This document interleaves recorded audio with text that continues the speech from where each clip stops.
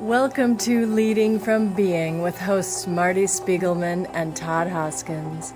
Together they weave original human wisdom, play with language, and explore leadership and consciousness to help you create more thriving people, teams, organizations, and communities. Today they continue their series entitled The Problem with Problems, diving into nearly an hour of conversation on the essence of belonging. Stick around for takeaways and an essay on potentialities from Todd on Sinuosity. Get show notes and much more at leadingfrombeing.com. Hello and welcome to Leading from Being. My name's Marty Spiegelman, and I'm here with my friend and colleague Todd Hoskins. Hey, Todd. Hi, Marty, and hello to all of our listeners. We are excited to bring you part 2 of our new series, The Problem with Problems. Marty, why don't you lead us into discussion today? All right, Todd, thank you. You know, I was reflecting on our first episode in this series where we explored our problem-solution worldview.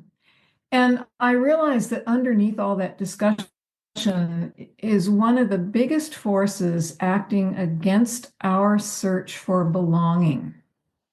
And belonging is what we want to talk about today.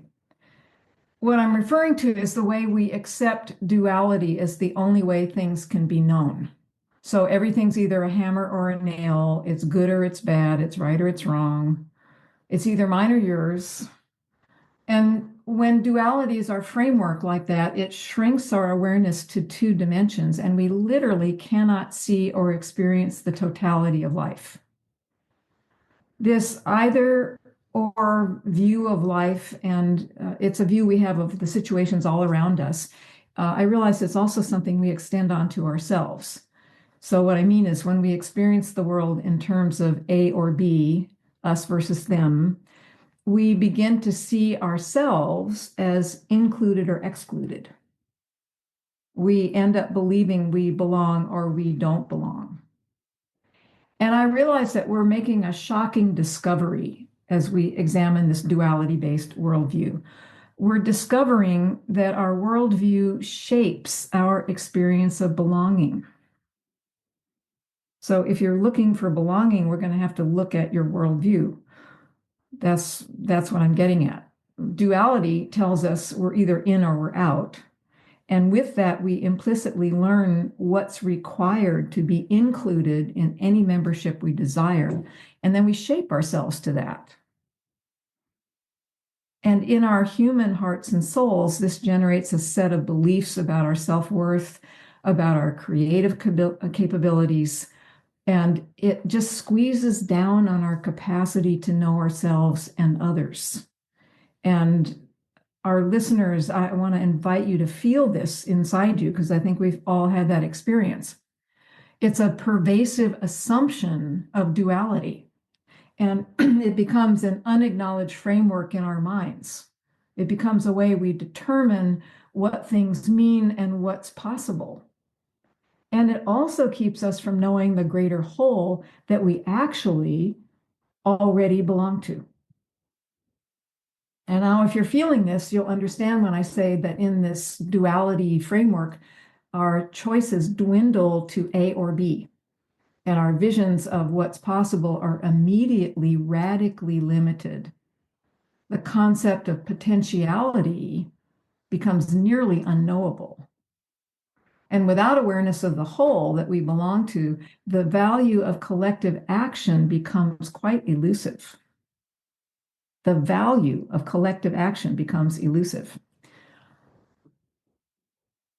Now, without realizing what's happened, if we're in this situation, this worldview we have of problem solution, it ends up restricting our ability to envision new kinds of success, to become creators of the never before seen, to step beyond the pressure to fit in here or there. And instead of fitting in here or there, create the totally new and unique. It becomes creating the totally new and unique becomes something that we dream of but wouldn't dare try. In the Western mindset, to be so unique is to be alone. And yes, we strive for this uniqueness. We feel it inside ourselves. We're taught that we are unique, right? But we strive for it, believing the price will be our own experience of belonging. We strive for uniqueness in spite of a sense that the collective, put that in quotes, the collective out there will very likely be against us. We have a sense that we're swimming upstream against an impossible current. And in this situation, we can gradually give up on our own core passion, which is essential to our identity. So we end up giving up our sense of self. And then we end up losing our willingness to participate in life. I mean, how many times a week do you hear somebody say, how can we make headway when so many people don't understand what really needs to happen? That's the great idea against the current. And how many great ideas fall by the wayside because someone doesn't believe enough people will agree with them? This is what happens in a them versus us worldview. It shapes our capacity to take action, to know ourselves, to feel we belong. So we're learning that how we see the world is really vital. Our worldview shapes, as I said, it shapes our creative capacity, our identity, what we're able to give and receive. That worldview shapes our belief in whether we fit in, whether we're supported and valued at all. And if we're not aware that we're living in this two-dimensional worldview, well, there we go. It just limits us terribly, and it keeps us from exercising our creative genius and our collective intelligence. So enough about the problem. Speaking of problems, here's my proposal. What if we approach this the other way around? And instead of talking about problems, instead of accepting a culturally imposed idea of whether and where we might fit in, what if we just take a running leap into the direct experience of our belonging, giving no thought whatsoever to what anyone else thinks?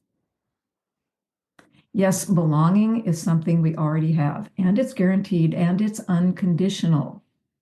It's the polar opposite of the unpredictable, very conditional A versus B world that we assume we have. Now, Todd and I have spoken often about this essential experience of belonging.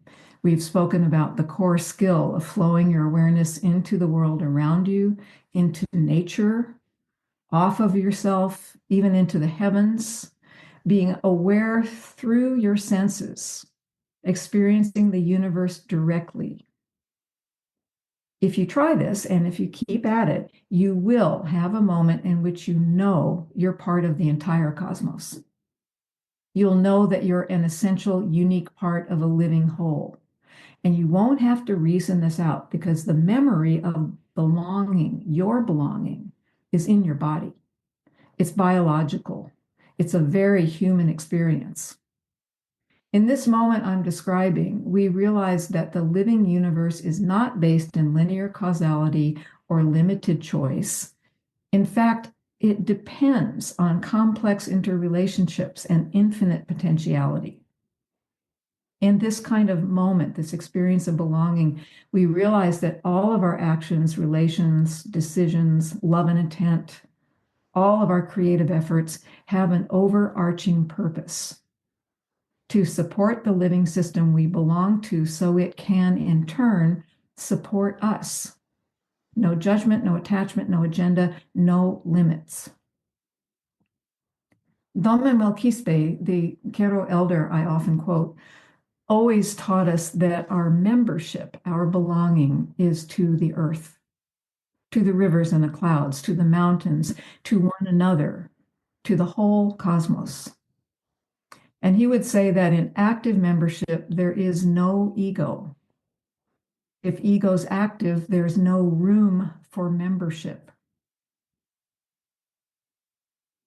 In this experience of membership that we're talking about, you find that you're engaged in an exchange with the universe. It's not one-sided. There's an exchange. You're giving into the universe. You're receiving from the universe. And all of it is to support the whole, which includes you as a required part. in many lineages, not just in the Andes. The elders will tell you that you belong to the earth.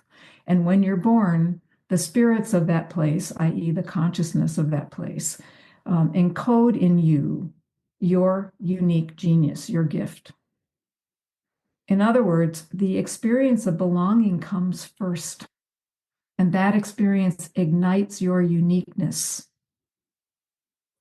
And your uniqueness is required, and the expression of that uniqueness, that unique genius, your expression of that is the language of your belonging. So what I'm saying is that membership is not about exclusivity or inclusivity in the Western sense. It's about our existence as unique, required living parts of a conscious universe. And our genius, our passion is unique, not so we can be isolated in a niche, but so we can feed that genius into the universe and be fed in turn for the membership, the ongoing membership and evolution of everything. I'm actually saying that membership is required, and we can only be reclaimed by our belonging when we stop approaching the world as though it's just a big pile of nails and we have hammers. So, Todd, I'd love to hear your thoughts now about themes and what we think we belong to. Thank you, Marty. There was so much profundity there, and I love the fact that we have chosen to extend this series on the problem with problems and stumble across or go into belonging and explore these connections. In preparation for this episode, I asked myself, when did I first feel like I belonged? Mm. And I look back upon my life and realize that in my teenage years, I tried so many things. I was a competitive athlete in 3 sports. I grew up on youth sports. I did music. I sang in the choir. I played in the band. I had a jazz band. I started a poetry group. I did student government. I was trying all of these different things. And part of that is because I was curious. And I think there's a healthy part of exploration that was in that. But at the same time, if I extend into my young adulthood, I was looking for belonging by asking 2 questions. One, who are my people? And 2, what activities must I do to belong? Mm. And neither the people nor the activities brought up on the belonging, Yeah. as hard as I tried. And I feel such a sense of sadness for the aloneness, the isolation that is across not just North American cultures, but multiple cultures right now, that isolation. And, there's a blame on the loss of community fabric and technology and all of these fingers that are being pointed. But there's something deeper there about where do we find our membership. I don't get to be a part of those conversations. So I actually have a little bit of a tremble here as I'm at home in Costa Rica taking on this topic because it feels so incredibly important. Mm. It is, and I think maybe more important than, as you said, than we realized when we started out with this series. I'm thinking, listening to you, that one of the first things when people come to work with me, that one of the first things they say is they don't feel they belong. And one of the first things after a few months of training they say is, oh my God, I feel like I just came home to myself. In other words, they discover that they belong to the way of their own passion, the way of their own loving, the way of their own existence. And I think one of the mistakes we make in the Western world is in not being connected into nature, into some sense of the universe. All the pressure gets put on humanity. Yes. All the pressure. And then it becomes, I will like you if you are like me. And then we're either like those people sufficiently to be included, or we're not, so we're excluded. And even when we're included, we're shaping ourselves to someone's fairly personal idea of how we should be, which means we're editing out at least 80% of ourselves. And so we're missing ourselves, and that's part of the loneliness. And we're dependent on other ego structures, which is very unreliable for a whole bunch of reasons. And we've lost the memory of the bigger thing that holds us. Mm-hmm. Mm-hmm. And I realized, somebody asked me about this the other day. I was sitting with a bunch of people who have some similar training to mine, and we were talking about this sense of belonging and what gives us comfort and safety and stuff. And I said, I didn't think about it. What came out of my mouth was, well, what holds me in one piece is I feel like I'm held by the universe. And so everything within that larger thing is part of the bigger thing. And the universe is just fine. So a little part of it, like planet Earth, could be in a mess, but the universe and consciousness is just fine. And that's what's developed in me, but that's over many, many years of self-discovery and many years of initiation. And I think that like you said, the problem that we have with loneliness and isolation in the human dimension of our world today is a very, very serious problem. It drives people into groups where everybody is the same. And I always think of my analogy, there's too much sameness in the world. And if you had a universe that only had plus charges in it or minus charges, you couldn't make a molecular bond. Hmm. So the more we gather because we're alike, the less we can actually get together. Mm-hmm. Mm-hmm. And so instead of who are my people, I mean, if we look at an indigenous culture, yes, they depend on one another, but they depend on one another as a collective to maintain their connection to the earth, to something bigger, to something that doesn't have an ego structure. Yeah. Mm-hmm. I mean, what was that Manuel said? If ego's active, that you can't get to membership. Mm-hmm. Yeah. And we don't have that connection to earth. We think it's other. We think it's climate crisis. So there needs to be something that we stumble upon, may all the gods help us, that shocks us into realizing we need to pay attention to the bigger thing that we belong to. I want to talk about seeking. Yeah. What you just said of I have belonging through my participation, my membership in the conscious universe. I think many people would hear that and they would say, I need to seek evidence that that is true. Mm-hmm. Or I need to seek my people, or I need to seek myself even. I think that's a big part of the seeking is seeking myself. And there is a different sort of orientation here, which I hopefully will get help from you in putting words to, that the investigative reporting, the analysis, that the frantic exploration in order to find belonging is not going to help. Mm-hmm.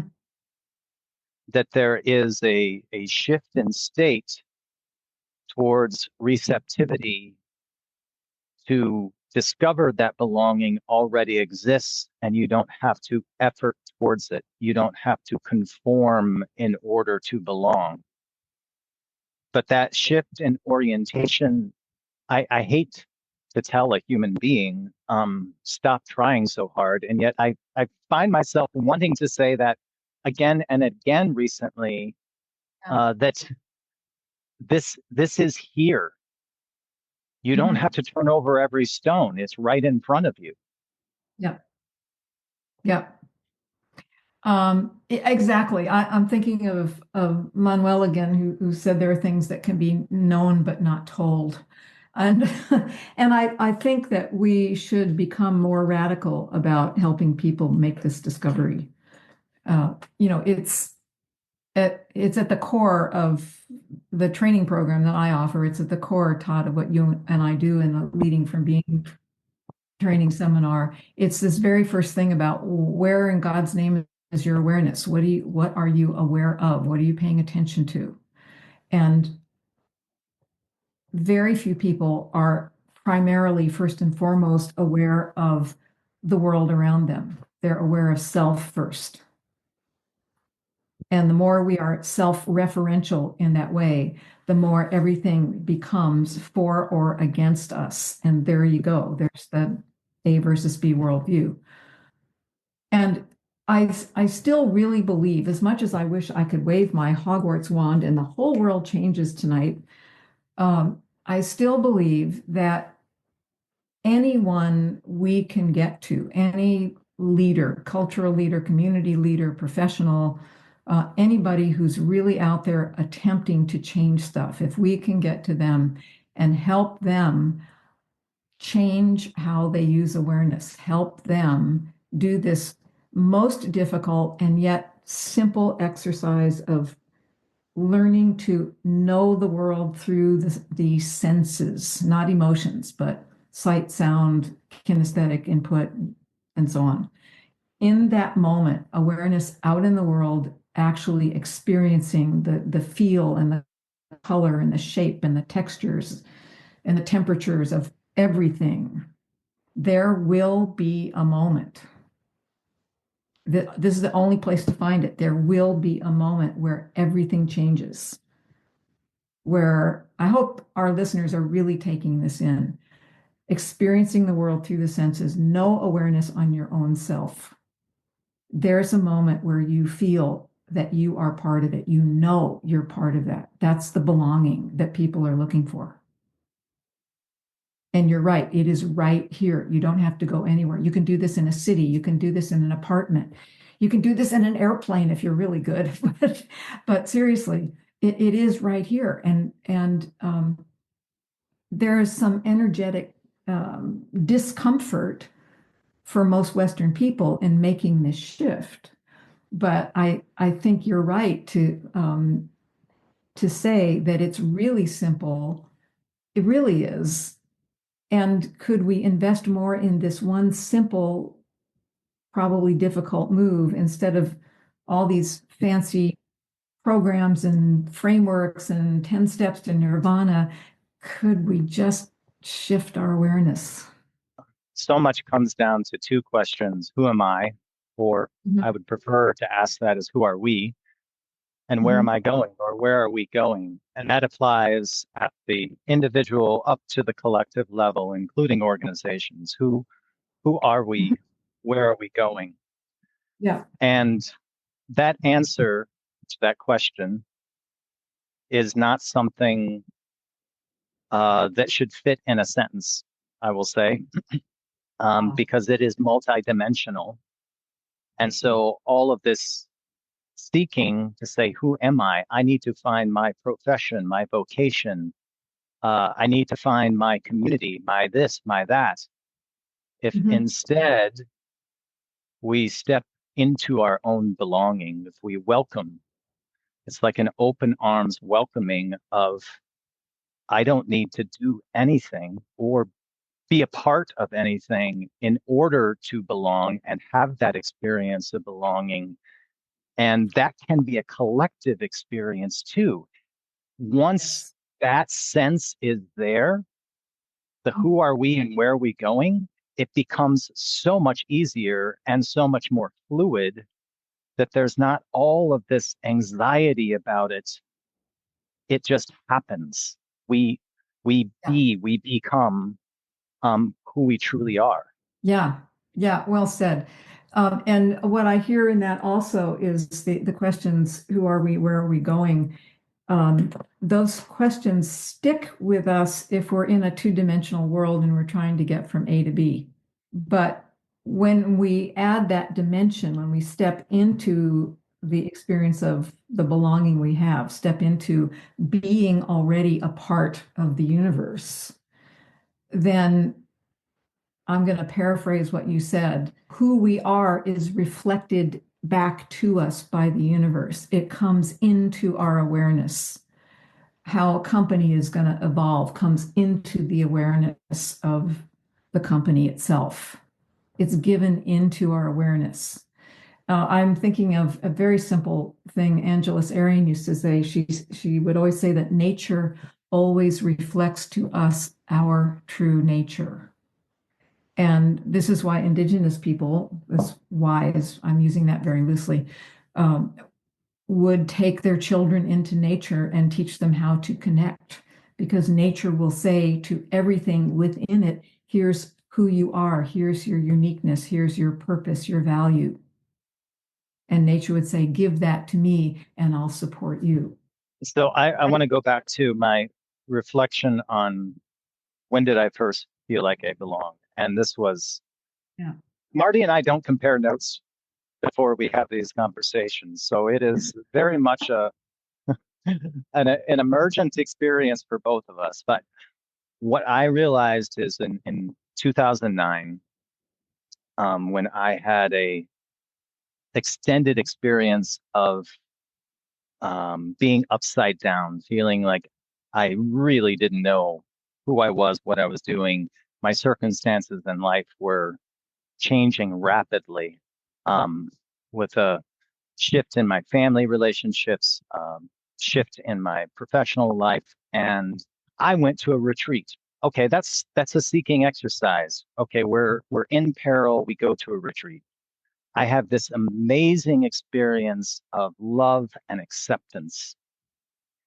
And what I remember about that is just the great relief that I'm not as bad as I thought I was. Mm-hmm. But at that point, I wouldn't say I felt like I belonged. I felt like I didn't not belong. Or Right. I felt like I was accepted. But we had Mm-hmm. a break. We had a break, and I had been crying and screaming and laughing and had all of this emotional outpouring. And we had a break. And I walked out, and there was a sacred site. And without even thinking, planning, I just walked over there and I stood there for about 5 minutes before I just sat on the earth. And I didn't burst out crying at that moment. I burst into laughter and felt this like sense of presence and power. And I was completely open and available in that moment.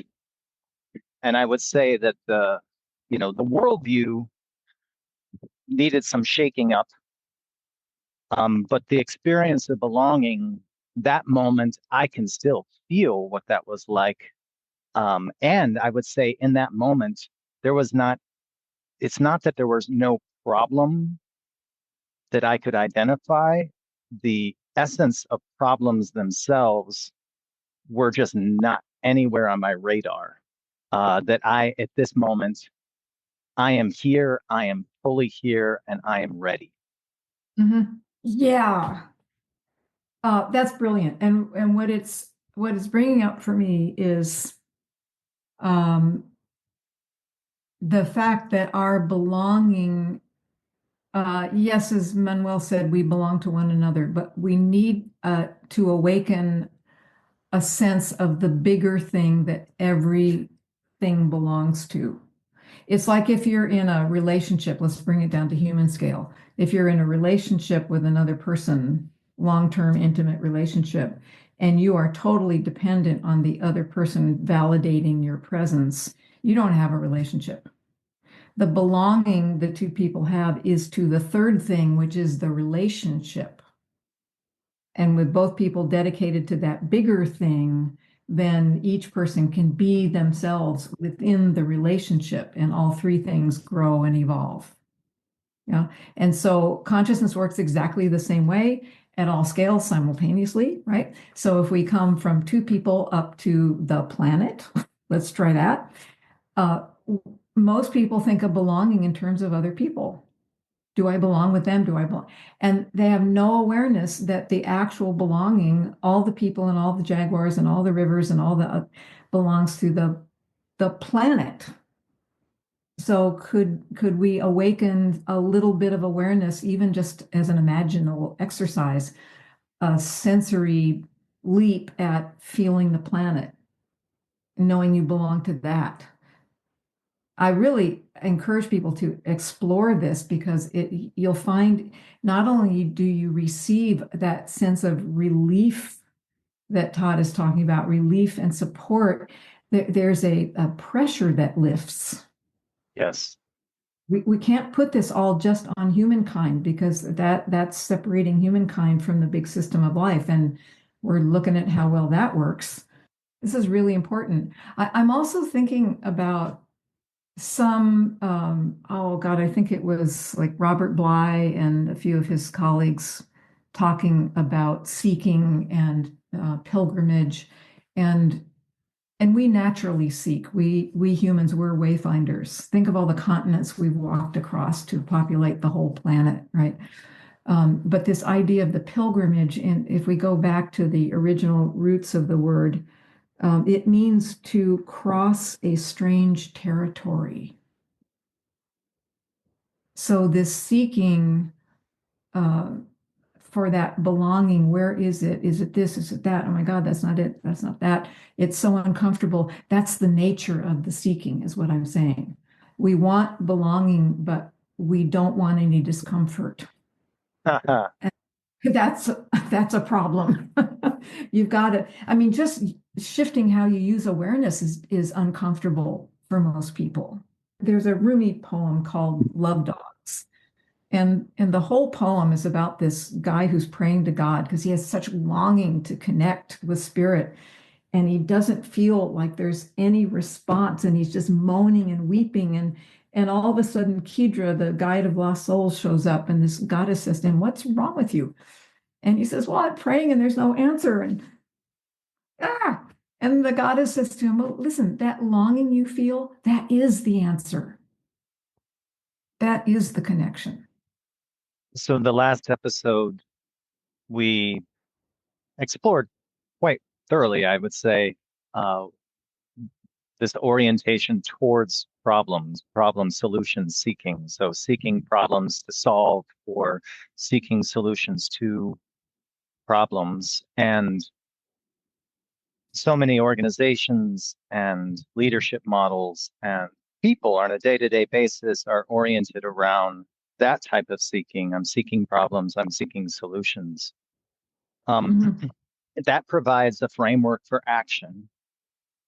And what I'd like to explore is if we start from our place of belonging, the origin of those actions, it's not coming from a place of, I am going to do all this hard thinking about what my priorities are and what needs to happen next.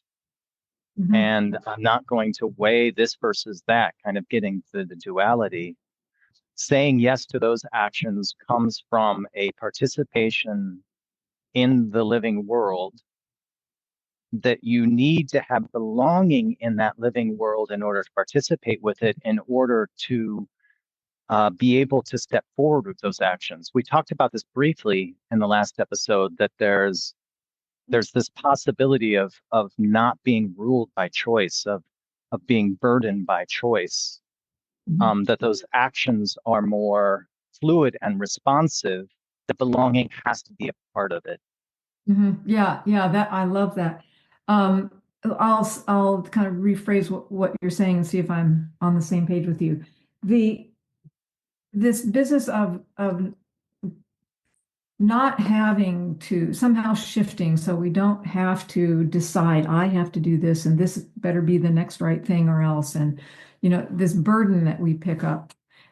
Imagine that, I don't know, imagine that we're indigenous hunters in the North.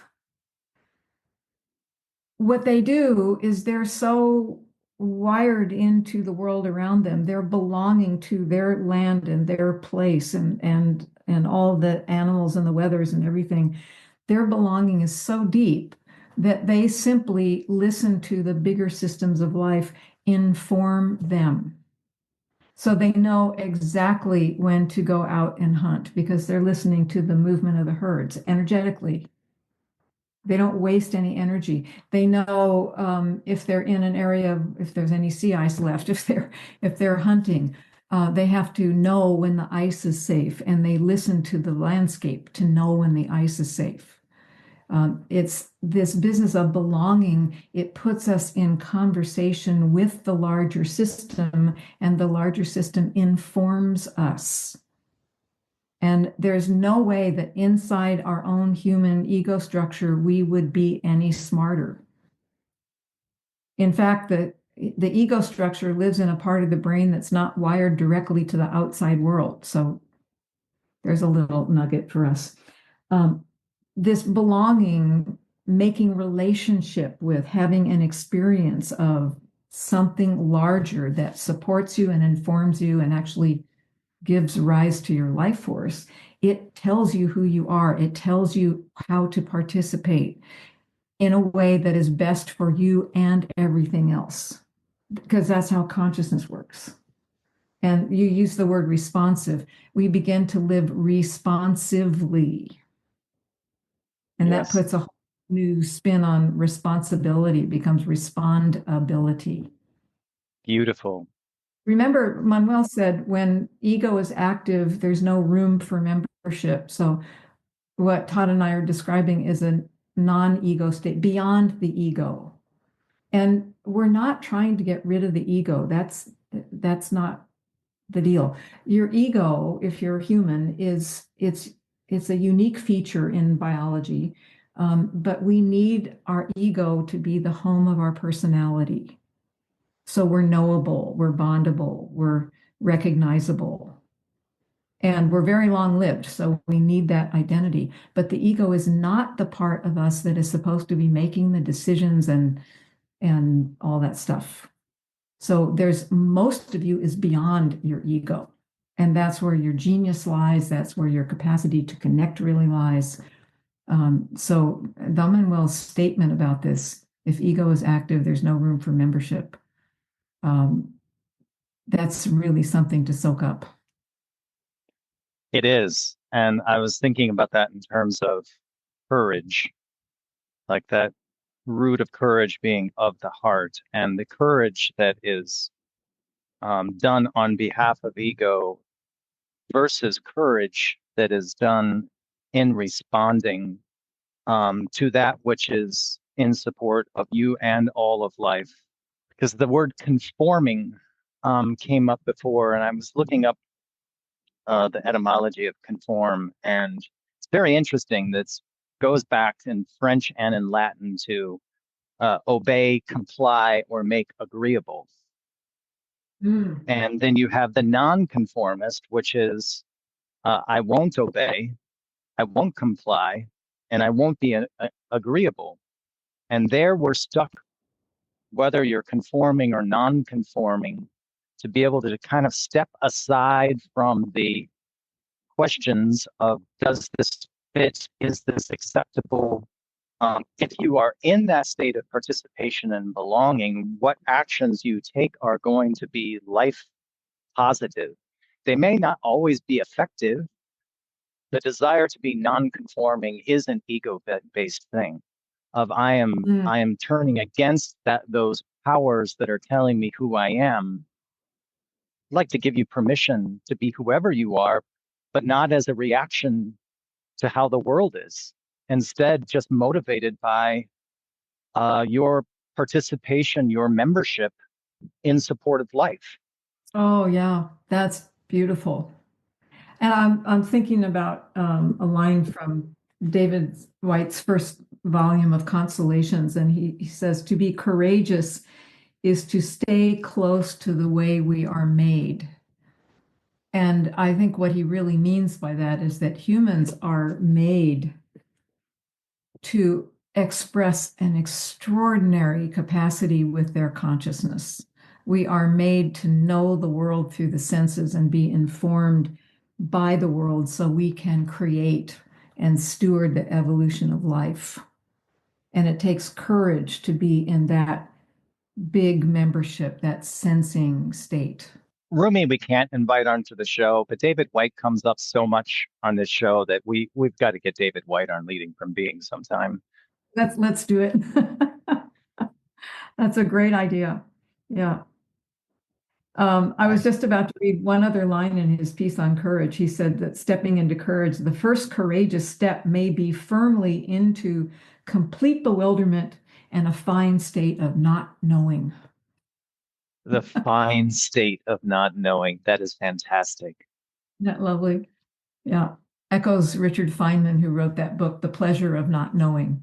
And I think that's terrifying for most Western people because the ego lives a little bit in lag time, so it always knows, and it triggers the limbic fear circuit if it doesn't know. And there, most of us lives beyond that terrible little limitation. Most of us, we're happy to step into the unknown. That neurologically, every moment we're stepping into the unknown. We don't know till we get there. And so to be courageous, this is how we're made, is to stay close to the way we are made. Thank you, David. I think before we get to our closing segments, just going back to that worldview, that word implies that it's like a belief system. And I was reading Father Richard Rohr recently, and he said, we do not think ourselves into new ways of being. We live ourselves into new ways of thinking. An interpretation that I have of that is that if you feel like, well, I don't know what this worldview Marti and Todd are talking about, I need to go do some research, I need to read up, and all of that's fine. But the encouragement I would like to offer is that rather than convincing yourself to see the world differently, you actually experience the world differently with this courage that we're talking about. And that will start to shift your thinking. Yes. Yeah, very beautifully said. It really is that simple and perhaps that scary all at once, to be in nature, in the world around you without thinking first. It does change you. Yeah.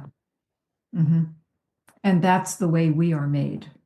And it's so fun to live that way.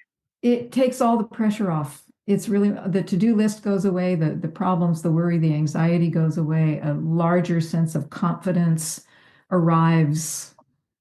It's like that lovely Derek Walcott poem, One Day You Will Greet Yourself Arriving at Your Own Door, right? It's really beautiful. And this is the real belonging that we're after. Belonging in the world, knowing that we belong in something big and beautiful and mostly mysterious, but it definitively supports us individually and supports us as a species and as a member of the conscious universe. Beautiful. I think it's time for potentialities. Wonderful. So, Todd, my ears now belong to you for this moment. Take us away. This potentiality segment is called Sinuosity. Potentialities. Potentialities. It is nearing the end of dry season in Guanacaste in Costa Rica. The winds are blowing, leaves have fallen, and dust is everywhere. On my morning hikes with the dog, I see snake tracks winding through the parched earth, rhythmic scribblings that tell stories of nocturnal journeys. These tracks fascinate me. Snakes don't propel themselves forward in a straight line. They wind in sinuous paths, creating beautiful flowing patterns in the dust. The etymology of sinuous reveals something profound, full of turns and curves, undulating, serpentine, from Latin's sinuosus, full of curves, folds, or bendings, from sinus, curve, fold, bend. This connection to sinus, or we might say sinus, goes deeper. Bend, fold, curve, a bay, bite, gulf, a fold inland, but also a fold of the toga about the breast, hence bosom, and figuratively, love, affection, intimacy, interior, inmost part. Isn't it fascinating that the same route that gives us the winding path of a snake also connects to intimacy, to the interior, to the heart? We live in a culture obsessed with straightforward approaches. Our headlines scream of head-to-head confrontations. Our metaphors celebrate bulldozing, clear-cutting, and breaking through barriers. We valorize direct action, efficiency, the shortest distance between 2 points. Think of those war movies set in medieval times through World War I. Battalions of screaming men with bayonets or swords running straight towards each other. That imagery persists as our default view of success, direct action against opposition, winning, defeating the enemy, conquering territory. The truth is, sinuosity is not valued. It's seen as weakness, as indecision, as inefficiency. In our organizations, this can manifest as careless cost cutting to increase profitability or 5-year strategic plans that leave no room for adaptation. It shows up in meetings that rigidly follow an agenda without truly paying attention to the needs and voices inside and outside of the room. It appears in leadership that equates power with wiping out what doesn't work and starting over, rather than shaping and working what exists into something new. To be sinuous is to wind, to curve, to bend, to respond to the contours of reality. Those 20 feet of intestines in your body don't follow a straight path. Rivers don't carve straight lines through landscapes. Even light bends around massive objects in space. Recently, I was walking with Pia along the shores of the ocean. The water had sculpted the sand into ripples and curves that stretched as far as we could see. I watched as the waves approached the shore, not in straight lines, but in curves that responded to the underwater topography, to the wind, to countless variables that shaped their journey. Nature rarely moves in straight lines. Where is the potentiality in sinuosity? It's not in choosing to be sinuous or choosing to meander. It's responding to the world as it is right now in the moment. The duality of either straight or bending takes us out of responsiveness and places us squarely in the realm of choosing strategies rather than being present. This connects deeply to our sense of belonging. When we insist on straight lines and direct approaches, we often find ourselves at odds with the natural world, with others, sometimes even with ourselves. We feel we must choose, belong to the world of efficiency and directness, or be cast out as inefficient, weak, and indecisive. But what if there is something inherently wrong with either extreme? What if our belonging comes from our capacity to respond appropriately to what each moment requires, grounded in our membership in the living world, resulting sometimes in direct actions and sometimes a winding path? That belonging is not just me. It is me in the world, of the world, responding to the world, which also includes me. My own identity has been shaped by this tension. Raised in a culture that values directness and efficiency, I've often found myself drawn to the winding path, the curve, the bend in the road. This has sometimes left me feeling out of place, as if I don't belong among the leaders and doers who move forcefully in straight lines toward their goals. Mm-hmm. But I know this is also mostly untrue. In nature, I find kindred spirit. The snake leaving its sinuous track, the river finding its way, the vine climbing the tree not by going straight up, but by spiraling around the trunk. They are my teachers, showing me a different way of being effective, reminding me how it can work. I've noticed that my most meaningful connections with places, with people, with ideas have rarely come from direct pursuit. They've emerged through a process of winding, of allowing, of responding to what is present rather than forcing what I think should be. So let us not try to force ourselves to move like snakes. Let us move however our awareness prompts us to move without becoming prejudiced towards straight lines. There is a time to leap forward. There is a time to move firmly, directly, and swiftly. But we have largely lost our sinuosity because our worldview has deemed it weak or laughable. Leaders far often are carrying tools of flattening rather than shaping.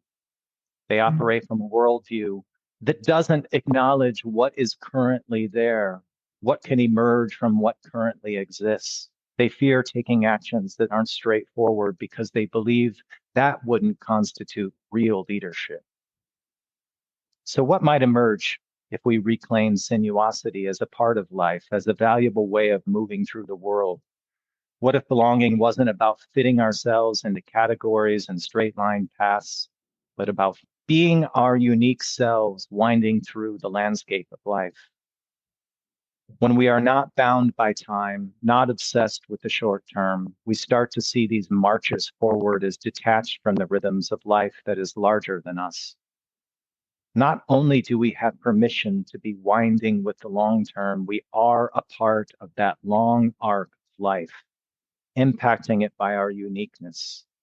The obsession with efficiency and directness is often just another manifestation of our short-term thinking, our inability to see ourselves that is a part of something much larger than ourselves. When I watch the snake tracks in the dust, I'm reminded that effectiveness doesn't always look like what we expect it to. The world is full of surprises. The snake reaches its destination not despite its winding path, but because of it. It belongs perfectly to its environment, not by dominating it, but by moving in harmony with it. Perhaps we shouldn't be conforming to cultural ideals of directness and efficiency. Why not be discovering our own natural rhythms and patterns, our authentic identity emerging not from forcing ourselves into straight lines, but opening ourselves to wind and curve and sometimes go straight to the world around us. In embracing sinuosity, we might not just find a different way of moving, but a different way of being, one that allows us to be more deeply ourselves, to each other, and in the living world. Wow, Todd, that was one of your most significant pieces. And I want to encourage everybody to listen to that a number of times. It's really amazing. I love saying sinuosity. I know. I love how your mind works, that you came up with that. It's really, really great. And it's part of one of the takeaways I have, actually. All So right, would you well, it is time for takeaways. Take it away, Marty.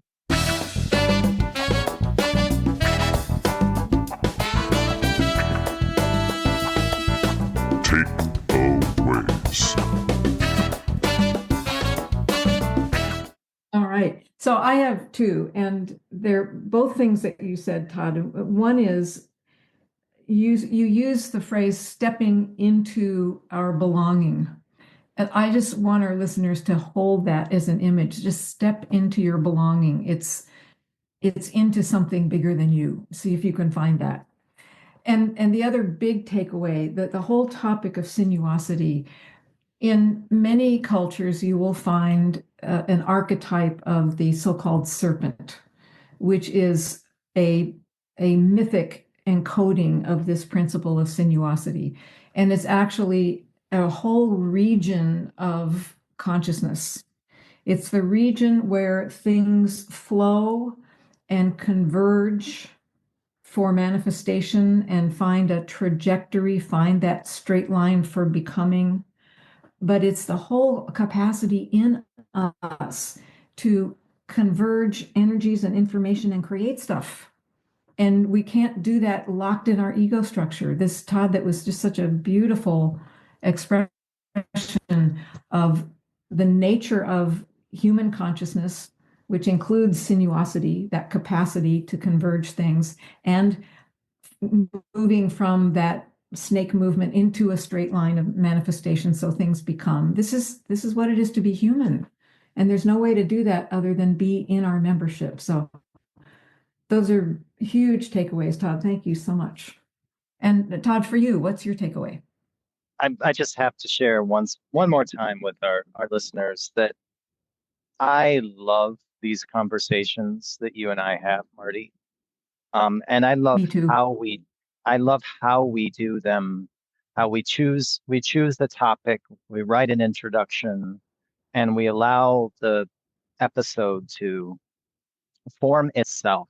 And I think my takeaway is all about form, stepping away from conform, non-conform, and to be informed by our belonging, that we are in a form. We are meant to be here on this planet. We are part of it. We are a form within a larger form, and we are informed. We receive this wisdom that allows us to take actions without long deliberations and tortured conversations, and it is possible.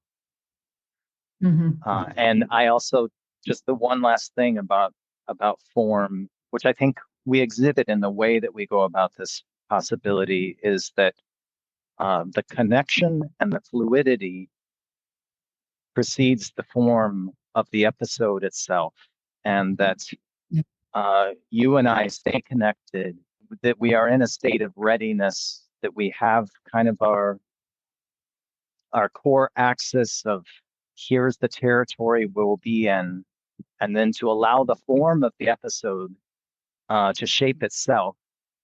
And it's not just shaped by Marty and I, it's shaped by our openness to the moment that we are in and all that's around us. And that, to me, it's not about a world full of objects, a world full of forms. It's actually about a world full of transfiguration, of things coming into form and shifting form and losing their form, and new forms coming into being.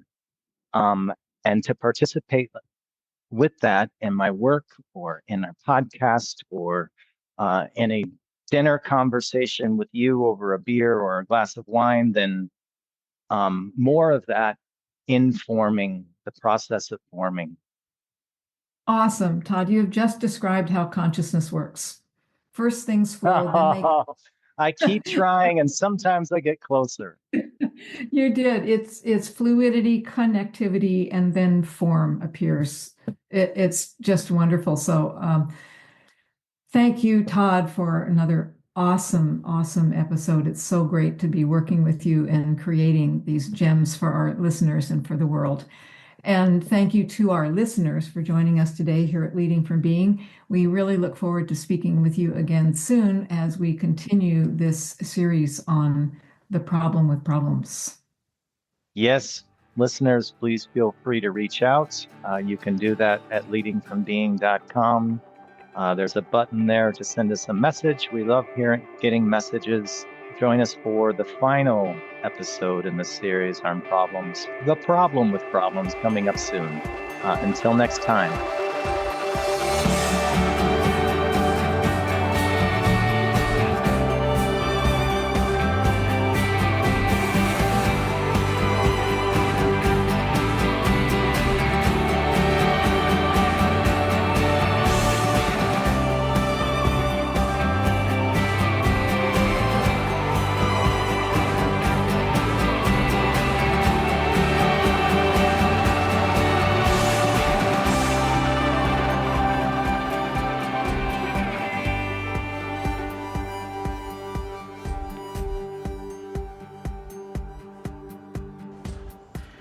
Thank you for listening to Leading from Being.